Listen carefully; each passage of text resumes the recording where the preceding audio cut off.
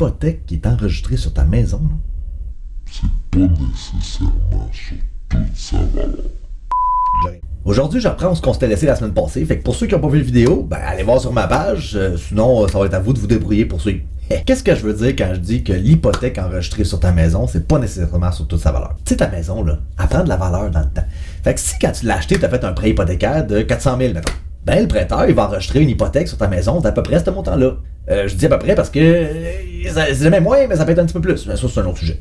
Le montant de l'hypothèque qui est enregistré au notaire là, quand tu achètes ta maison, là, il varie pas dans le temps.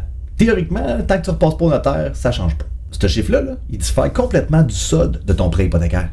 Mais c'est un chiffre qui devrait te faire réfléchir. Là, parce qu'un bien immobilier, là, c'est comme un verre d'eau.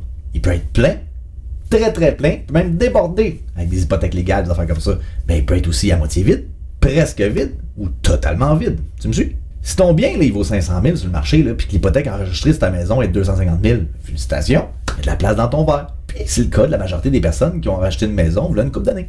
Juste pour être certain qu'on se comprend bien, là. Si tu vends ta maison, là, tu payes ton solde hypothécaire, puis tout le reste, c'est des liquidités qui vont être direct dans tes poches. Ben, dans le cas d'un bien immobilier avec de la place dessus, c'est exactement la même chose. C'est pas parce que l'argent n'est pas dans tes mains qu'elle t'appartient pas.